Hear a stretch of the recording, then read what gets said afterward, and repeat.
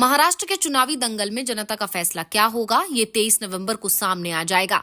महाविकास अघाड़ी हो या फिर महायुति, दोनों ओर से पूरी कोशिश की गई। ऐसे में कौन बाजी मारेगा, ये अभी कोई भी नहीं बता पा रहा है। मुकाबला बेहद कड़ा बताया जा रहा है। बीजेपी की ओर से प्रधानमंत्री नरेंद्र मोदी ने पूरे राज्य में 10 रैलियां की, जबकि गृह मंत्री अमित शाह ने 16 रैलियां। योगी आदित्यनाथ की डिमांड भी खूब रही। यूपी में उपचुनाव और झारखंड में चुनाव के बावजूद उन्होंने 11 रैलियों को संबोधित किया। नितिन गडकरी ने 52 सभाएं की, जबकि देवेंद्र फडणवीस ने 54 सभाएं की। मगर सबसे ज्यादा चर्चा योगी आदित्यनाथ की थी, क्योंकि उनके बयान सुर्खियों में बने रहे। उन पर बात हुई, आरोप लगे और शिकायत तक दर्ज कराई गई। उधर महाविकास अघाड़ी की तरफ से राहुल गांधी ने 8 रैली और 2 प्रेस कॉन्फ्रेंस की। कांग्रेस अध्यक्ष मल्लिकार्जुन खड़गे ने 7 रैलियां और 3 सभाएं की, जबकि प्रियंका गांधी ने 2 रैलियों को संबोधित किया। इस चुनाव में कांग्रेस नेता राहुल गांधी ने खटाखट और संविधान बचाओ का नारा दिया। आखिर में उन्होंने मोदी के एक हैं तो सेफ हैं के नारे की पोल खोलकर रख दी। एक तरफ बीजेपी की तरफ से धार्मिक ध्रुवीकरण को बढ़ाने वाले नारे लगाए गए, तो दूसरी तरफ राहुल गांधी देश जोड़ने की बात करते रहे। राहुल गांधी ने महाराष्ट्र में शुरुआत आरएसएस के गढ़ नागपुर से संविधान बचाओ सम्मेलन से की थी, जहां उन्होंने बीजेपी और संघ को संविधान विरोधी करार दिया। उन्होंने जाति आधारित जनगणना कराने का वादा किया। ये भी कहा कि आरक्षण की 50% की सीमा तोड़ देंगे। यहीं से उन्होंने पिछड़ों और दलितों को एक हो जाने के लिए भी कहा। राहुल गांधी जब 14 नवंबर को नांदेड़ पहुंचे तो उनके मुद्दे बदल गए।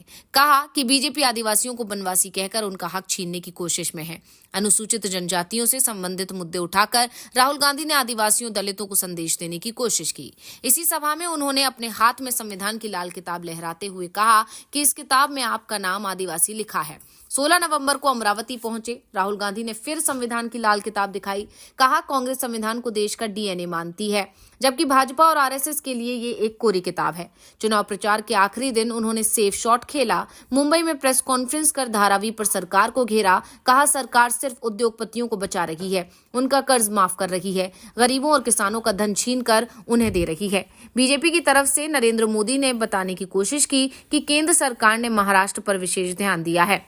उन्होंने एक है तो सेफ है का नारा दिया, लेकिन सबसे ज्यादा चर्चा अगर पूरे चुनाव में किसी नारे की हुई तो वो था योगी आदित्यनाथ का बटेंगे तो कटेंगे।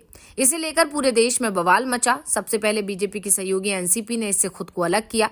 अजीत पवार ने तो एनसीपी उम्मीदवारों के लिए योगी की सभा पर ही बैन लगा दिया, तो एकनाथ शिंदे भी योगी के नारे से किनारा करते दिखाई दिए। बीजेपी नेता पंकजा मुंडे और अशोक चव्हाण ने भी इस नारे का विरोध किया, लेकिन बीजेपी के अंदर जरूर दूसरे तमाम नेताओं ने इसका समर्थन किया। दरअसल बीजेपी का पूरा जोर इस बार धार्मिक ध्रुवीकरण पर रहा, इसलिए योगी आदित्यनाथ को मैदान में उतारा गया। उन्होंने पाकिस्तान से लेकर फिलिस्तीन तक जिक्र किया तो हनुमान चालीसा का मुद्दा उठाया। छत्रपति शिवाजी के बहाने योगी ने जातियों में बिखरे हिंदू वोटों को एकजुट करने की कोशिश करते हुए भी नजर आए। बटेंगे तो कटेंगे पर विरोध शुरू हुआ तो उसे छत्रपति शिवाजी महाराज और औरंगजेब से जोड़ दिया। कहा, भारत की चिंता के बजाय कुछ लोग पाकिस्तान और फिलिस्तीन के लिए घड़ियाली आंसू बहाते हैं। अमरावती में पूर्व सांसद नवनीत राणा का जिक्र कर रहा। उन्हें हनुमान चालीसा के लिए भी संघर्ष करना पड़ा। ये कैसा दिन है। आगरा के म्यूजियम को शिवाजी महाराज से जोड़ दिया। कहा, हमने उनका नाम औरंगजेब से बदलकर छत्रपति शिवाजी की स्मृति में रखा। साफ है, कांग्रेस को अपने मुद्दे संविधान विकास और अपनी योजनाओं पर भरोसा है, तो बीजेपी को धार्मिक ध्रुवीकरण पर।